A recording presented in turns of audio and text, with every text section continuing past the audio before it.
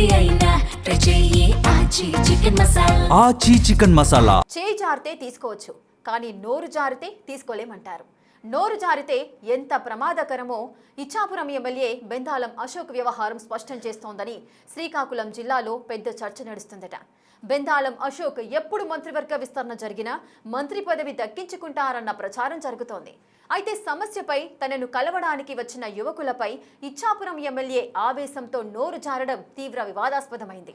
తర్వాత దిగి వచ్చి సారీ చెప్పినా జరగాల్సిన నష్టం జరిగిపోయిందని, చేసిన వ్యాఖ్యలే ఆయనకు శాపంగా మారతాయన్న టాక్ వినిపిస్తోంది. ఇంతకీ ప్రభుత్వ విప్గా ఉన్న బెందాలం అశోక్కి ఆ పరిస్థితి ఎందుకొచ్చింది?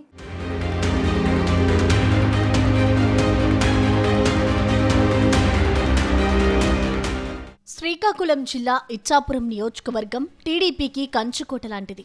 ప్రతిపక్షాల్లో కుమ్ములాటలు తెలుగుదేశం పార్టీకి వరంగా మారుతూ ఎన్నిక ఏదైనా నియోజకవర్గంలో పసుపు జెండా రెపరెపలాడుతోంది. 2019 ఎన్నికల్లో వైసీపీ గాల్లోనూ అక్కడి నుంచి బెందాలం అశోక్ ఎమ్మెల్యేగా గెలిచారు.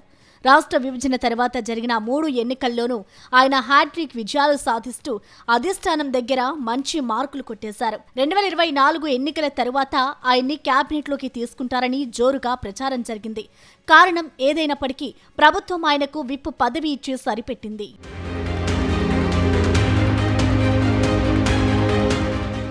జిల్లాలో అతిపెద్ద ఓటు బ్యాంకుగా ఉన్న కళింగ సామాజిక వర్గానికి క్యాబినెట్లో చోటు దక్కకపోవడంతో ఆ సామాజిక వర్గం ప్రజలు ఒకంత అసంతృప్తి వ్యక్తం చేశారు. దీంతో క్యాబినెట్ విస్తరణలో అదే సామాజిక వర్గానికి చెందిన ఫైర్ బ్రాండ్ కూనా రవికుమార్కు అవకాశం దక్కుతుందని అంతా భావించారు. కానీ ఆయన్ని క్యాబినెట్లోకి తీసుకోకుండా ఉండడానికి కొన్ని శక్తులు పనిచేస్తున్నాయని ప్రచారం జరుగుతోంది. కూనా రవికుమార్కి బదులు అదే సామాజిక వర్గానికి చెందిన బెందాళం అశోక్ని త్వరలోనే మంత్రి పదవి వరించనుందని పొలిటికల్ సర్కిల్స్ లో చర్చ నడుస్తోంది. కానీ ఇంతలోనే ఆయన ఆవేశం శాపంగా మారిందని చర్చించుకుంటున్నారట తెలుగు తమ్ముళ్ళు.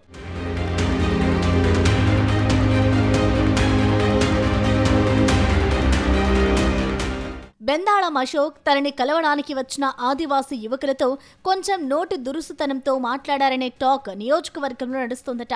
ఇచ్చాపురం నియోజకవర్గంలో బెంతు ఒరియా సామాజిక వర్గం సమస్య దశాబ్దాలుగా పరిష్కారానికి నోచుకోవడం లేదు. తమను ఎస్టీల్లో చేర్చాలని వారు ఎప్పటి నుంచో డిమాండ్ చేస్తున్నారు. సమస్యకు పరిష్కారం దొరకకపోతుండటంతో వారికి క్యాస్ట్ సర్టిఫికేట్ కూడా మంజూరు కావడం లేదు. దీంతో ఉద్యోగ అవకాశాలకు, ఎడ్యుకేషన్కు వాళ్లు దూరం అవ్వాల్సి వస్తోంది. దీంతో వారి సమస్య పరిష్కారం దిశగా వారిని ఎస్టీల్లో కలిపేలా చర్యలు తీసుకోవడానికి ఎమ్మెల్యే నిర్ణయించారట. అది ఆదివాసీలు సహా మిగిలిన సామాజిక వర్గాలకు ఒకంత ఇబ్బందిగా మారిందట. బెంతు ఒరియా సామాజిక వర్గానికి ఎస్టీల్లో చేర్చడానికి వీల్లేదని ఆదివాసీలు డిమాండ్ చేస్తున్నారు.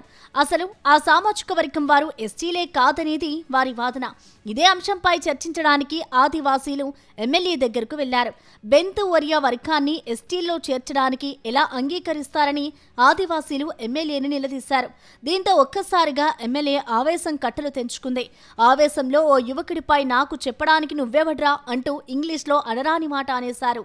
27,000 మందికి సంబంధించినటువంటి వ్యవహారం ఒక ఎమ్మెల్యే దగ్గరకు వచ్చినప్పుడు రిప్రజెంట్ చేయాల్సిన బాధ్యత నాదే. అదే నేను చెప్పాను. నువ్వెప్పుడు వచ్చావు, నీ వాళ్ళు ఎప్పుడు వచ్చారు? 10 సంవత్సరాల నుంచి నేను ఆ ఫైల్ ఫాలో అప్ చేస్తున్నాను. నీకేమైనా తెలుసా? ఒక్క నిమిషం అండి, నీకేమైనా తెలుసా దాని గురించి? నువ్వు ఎలాగ ఇచ్చేస్తావు? నువ్వెవడరా నాకు అడగడానికి? ఏం చేయాలో నాకు తెలుసు. ఆవేశంలో ఎమ్మెల్యే బెందాళం అశోక్ చేసిన వ్యాఖ్యలతో అక్కడ ఉన్న వాళ్ళు షాక్ అయి అభ్యంతరం చెప్పారు. అలాంటి వ్యాఖ్యలు మరోసారి చేయొద్దని ఎమ్మెల్యేకు కోరారు. ఇప్పుడు ఎమ్మెల్యే చేసిన ఆ వ్యాఖ్యలే నియోజకవర్గంలో చర్చనీయాంశంగా మారాయి. ఎమ్మెల్యే వ్యవహరించిన తీరుపై దళిత సంఘాలు అభ్యంతరం వ్యక్తం చేస్తున్న పరిస్థితి. బెంతు ఓరియాలను ఎస్టీలో చేర్చితే తమకున్న రిజర్వేషన్ ఫలితాలు తగ్గిపోతాయని ఆదివాసీల వాదన. నియోజకవర్గంలో 27,000 మంది బెంతు ఒరియా సామాజిక వర్గం వారు ఉన్నారని, వారికి న్యాయం చేయాల్సిన బాధ్యత తన మీద ఉందనేది ఎమ్మెల్యే వర్షన్.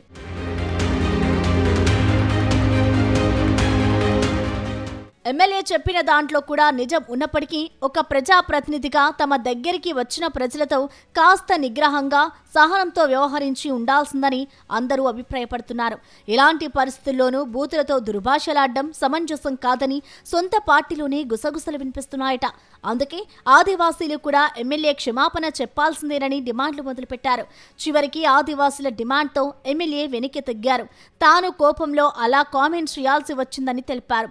తాను ఉద్దేశపూర్వకంగా అలా మాట్లాడలేదని స్పష్టత ఇచ్చారు.